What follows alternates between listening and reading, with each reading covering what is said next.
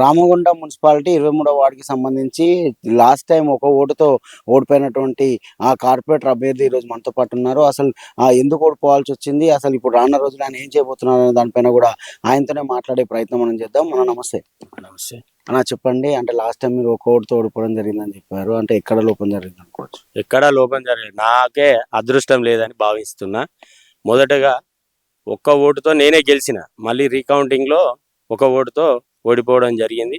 ఆనాటి నుండి ఈనాటి వరకు నేను ప్రతి ఒక్కరికి కలుసుకుంటూనే ఉన్నా. ఏనాడు కూడా కలత చెందలే, ప్రతి ఒక్కరికి టచ్ లోనే ఉన్నా అప్పటి నుంచి. ఇప్పుడు నేను ముఖ్యంగా ఏంటంటే, ఇక్కడ మన ఎన్టీపీసీ కొత్త ప్లాంట్ జరగడం వల్ల ఒక శబ్దం వస్తుంది, కరెక్ట్ 2 నుంచి మధ్యలో ఒక శబ్దం వస్తుంది. కాలుష్యం కూడా చాలా విపరీతమైన డంప్ యార్డ్ కూడా ఇక్కడనే ఈ గోడ పక్కకే వేయడం జరిగింది. గెలిచిన అభ్యర్థి గాని పాతగా ఉన్న వాళ్ళు గాని ఎప్పుడు కూడా ప్రశ్నించిన దాఖలాలు లేవు. వాళ్ళు గెలుస్తున్నారు పోతున్నారు కాబట్టి వీళ్ళని ఎవ్వరు కూడా పట్టించుకున్న నాదులు లేరు. మీరు ఒకసారి సాయంత్రం వస్తే ఒక మనిషికి కనిపించినటువంటి పరిస్థితి 2 ఏరియాలకు ఉన్నది. దీని మీద కొట్లాడడానికి నాకు వీళ్ళు సహాయ సహకారాలు ఇస్తే 100% ఆ డంప్ యార్డ్ ని ఈడికెళ్ళి తీసేసి వేరే కాడ వేసే విధంగా చేయడానికి, న్యాయ పోరాటానికైనా నేను సిద్ధమై ఉన్నా. అది అందరికి ప్రజల్లోకి తీసుకుపోతున్నా.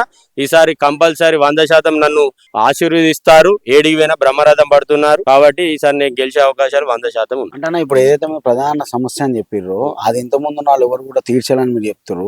అంటే ఇంతవరకు మీరు కూడా పబ్లిక్ దగ్గర కానీ అదే విధంగా ప్రభుత్వం దగ్గర కానీ తీసుకెళ్ళడం జరిగిందా? రిప్రజెంటేషన్ చేస్తే మేము ఏదైతే పబ్లిక్ హియరింగ్ పోతే మమ్మల్ని పోకుండా హౌస్ అరెస్ట్ చేయడం జరిగింది.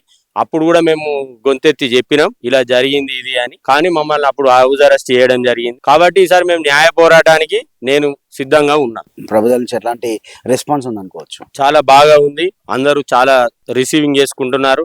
ఒకటి లాస్ట్ టైం ఒక ఓటుతో ఓడిపోయినా కాబట్టి ప్రతి ఒక్కరు కూడా ఈసారి గెలిపిస్తావా మోహన్ గౌడ్ ని అనేది చెప్తున్నారు. అంటే ముఖ్యంగా మీ ప్రజల దగ్గరికి వెళ్ళినప్పుడు 80% గెలిపిస్తామని వాళ్ళు చెప్తున్న నేపథ్యంలోనే ఇక్కడ ఉన్న సమస్యలు ఓన్లీ ఎక్కువగా అది మాత్రమే ఉందా, ఇంకేమైనా సమస్యలు ఉన్నాయి? ఇక్కడ మెయిన్ గా ఇది ఏంటి అంటే ఎన్టీపీసీ దత్తత తీసుకున్న గ్రామాలు మాతం కాలనీ కానీ ప్రగతి నారాయణ కాశీపల్లి. ఇప్పటి వరకు ఇంటింటికి వాటర్ లేదు. మెయిన్ గా డ్రైనేజ్ వ్యవస్థ ఒక అస్తవ్యస్తంగా ఉన్నది. డౌన్ ఇటు ఉంటది, డ్రైనేజ్ అటు కడతారు. కాబట్టి దీనికి ఒక ప్రణాళికబద్ధంగా డ్రైనేజ్ వ్యవస్థను చేసి దీన్ని అవుట్పుట్ ఇవ్వాలి. దీనికి అవుట్పుట్ లేదు, ఎక్కడ తీస్తారో అటు రోడ్ వదిలేస్తారు. దీనికి అవుట్పుట్ ఏంటంటే ఎన్టీపీసీ యాజమాన్యంతో మాట్లాడి అటు అవుట్పుట్ ఇవ్వాలి, ఏది డ్రైనేజ్ మొత్తం. అది ఒక ప్రధాన సమస్య ఉన్నది. ముఖ్యంగా మీతో పాటు ఉన్న వాళ్ళు ఎవరైతే పోటీలో ఉన్నారో వాళ్ళ నుంచి ఎట్లా ఉంది, అంటే ఏమైనా వాళ్ళు ఇంతకుముందు గెలిచిన వాళ్ళ లేకపోతే కొత్త వాళ్ళు గెలిచినా ఓడినా కూడా ఒక్కొక్కరు డిపాజిట్ లేని వ్యక్తులు ఉన్నారు. వాళ్ళ కనీసం ఈ ఏరియా మీద అవగాహన లేని వాళ్ళు ఓన్లీ ఎలక్షన్ టైంలోనే వస్తారు పోతారు తప్ప ఏది లేదు. అంటే ముఖ్యంగా ఇప్పుడు లాస్ట్ అండ్ ఫైనల్ గా పబ్లిక్ కి అంటే మీ ఓటర్లకు చెప్పాలనుకుంటే ఏం చెప్తారు? నన్ను